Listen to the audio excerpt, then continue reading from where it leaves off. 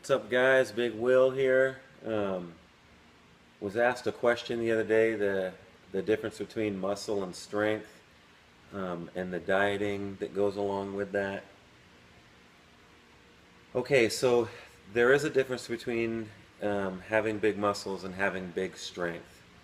Um, Building big muscles is a discipline in its own right. It goes hand in hand with building strength, but when you get to a certain point, because she was asking how is it that you can keep getting stronger but you've not gotten any bigger. I am getting a little bit bigger as time goes on, but more stronger than bigger. Um, and that's mostly because of tendon strength. And your tendons, your ligaments, so it's like when you tear a muscle, when you're working out and you're tearing your muscles up, you're tearing your muscles up, right? So it only takes a couple of days, usually maybe a week, to recover them, depending on how big they are and how deep you're getting, how good of a workout you're getting. Your tendons, on the other hand, let's say you tear a bicep off or something like that. Okay, so that's happened to me twice. You tear a bicep off, it takes, the average recovery is 6 weeks. 6 weeks compared to a couple of days to 1 week. So your tendons take 6 times as long, if you look at it like that, on average, to develop. So as you get older, your muscles have a cap. You have a peak. Your arms are only going to get so big. Your legs are only going to get so big. I mean, my legs and my arms have been the same size for 10 years. The only thing that's gotten bigger is my body, as time has gone on. And just filling in all the weak spots in there, all the little muscle, my wrists and stuff. But point is what I'm saying is that because it takes your tendons so much longer to get stronger, they don't hit their peak until way later.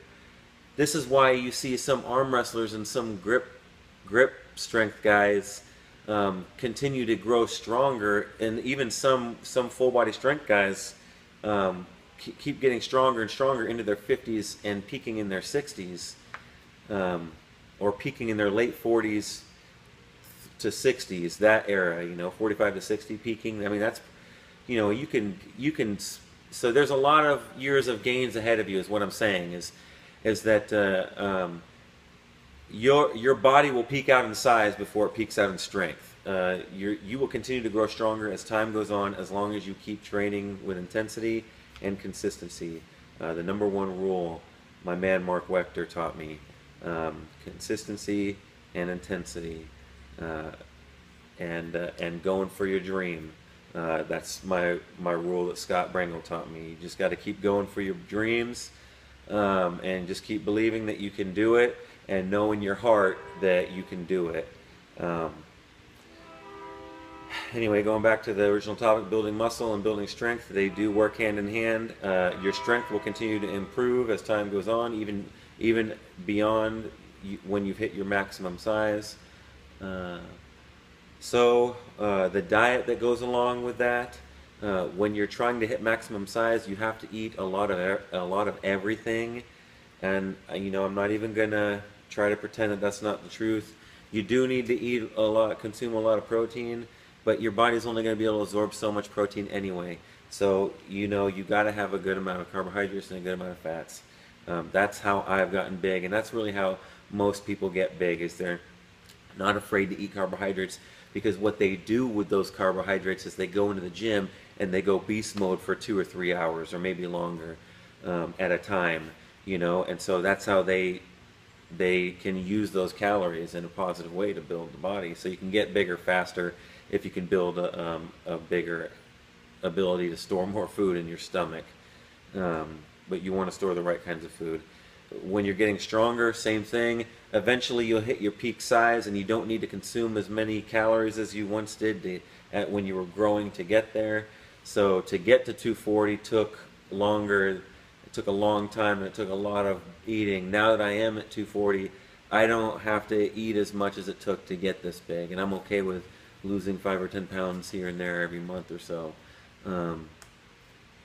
Point is that if you want to lose weight, you have to eat less and do more.